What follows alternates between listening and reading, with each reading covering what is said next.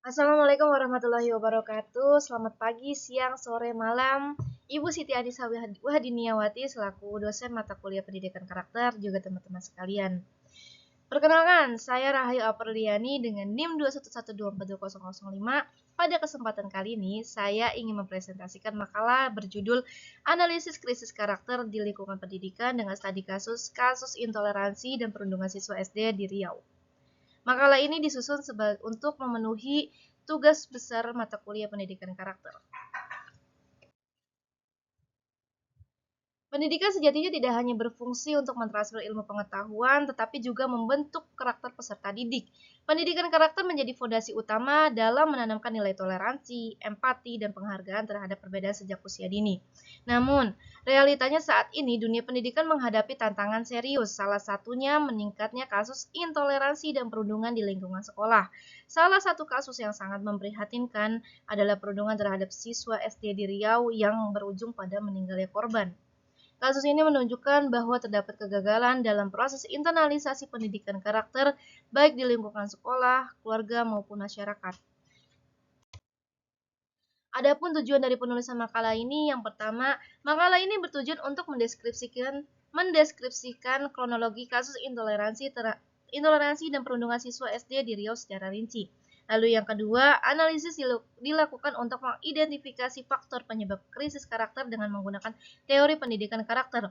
Dan terakhir adalah merumuskan solusi dan strategi preventif dalam penguatan karakter serta memberikan refleksi mengenai pentingnya pendidikan karakter di lingkungan sekolah. Selanjutnya kita akan membahas terkait kronologi kasusnya. Pada Mei 2025, di SDN 12 Buluh Rampai Indragiri Hulu, Riau, siswa kelas 2 berinisial KB mengalami ejekan verbal dan intimidasi dari teman dan kakak kelas terkait agama dan suku. Intimidasi kemudian berkembang menjadi kekerasan fisik berulang di lingkungan sekolah, menyebabkan korban mengalami memar, ketakutan, dan tekanan psikologis. Meskipun kejadian telah dilaporkan orang tua kepada pihak sekolah, perundungan tetap berlanjut dan kondisi fisik mental serta mental KB semakin memburuk. Pada akhir Mei 2025, KB jatuh sakit parah akibat trauma yang dialami, dirawat di rumah sakit dan meninggal dunia. Analisis terkait kasus ini dikaji menggunakan beberapa teori pendidikan karakter. Yang pertama, ada analisis teori Thomas Likona. Thomas Likona menyatakan bahwa pendidikan karakter mencakup 3 komponen utama, yaitu moral knowing, moral feeling, dan moral action. Dalam kasus ini, kegagalan terlihat pada aspek toleransi dan kepedulian. Pelaku tidak menunjukkan empati serta tidak memahami konsekuensi moral dari tindakannya, yang menunjukkan lemahnya penerapan pendidikan karakter di sekolah. Lalu ada analisis teori perspektif Ki Hajar Dewantara. Ki Hajar Dewantara menekankan bahwa pendidikan harus memanusiakan manusia dan membentuk budi pekerti peserta didik. Guru berperan sebagai teladan dalam menanamkan nilai moral.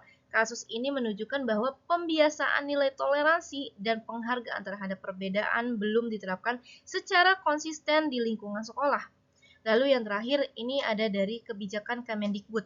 Kemendikbud menegaskan 5 nilai utama pendidikan karakter, yaitu religius, nasionalis, integritas, mandiri, dan gotong royong.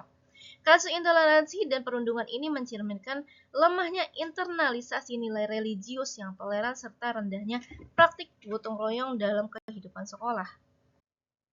Krisis karakter dalam kasus ini dipengaruhi oleh berbagai faktor yang saling berkaitan. Yang pertama, faktor individu meliputi kurangnya empati serta pemahaman terhadap perbedaan. Lalu yang kedua, faktor keluarga ditandai dengan minimnya pendidikan moral dan pengawasan dari orang tua. Lalu yang ketiga, faktor sekolah mencakup lemahnya pengawasan, pembinaan karakter, serta penanganan terhadap perilaku perundungan.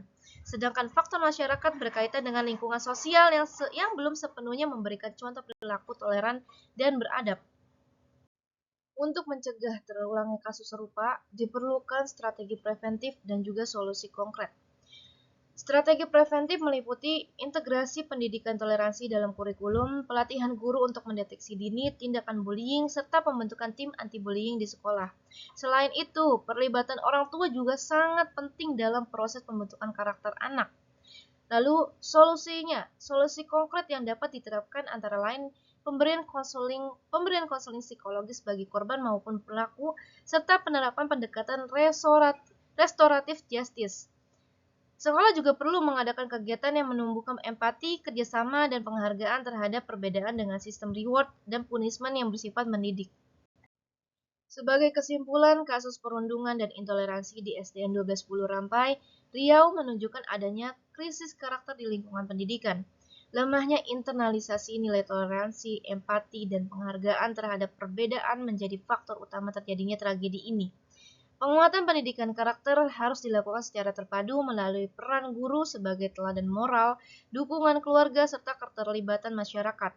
Melalui analisis kasus ini, saya menyadari bahwa pendidikan karakter bukan hanya sekedar konsep teoritis, melainkan tanggung jawab moral yang harus diterapkan secara konsisten agar kejadian serupa tidak terulang lagi di masa depan. Demikian pemaparan yang dapat saya sampaikan. Terima kasih atas perhatiannya Ibu Siti selaku dosen dan teman-teman sekalian. Assalamualaikum warahmatullahi wabarakatuh. Terima kasih.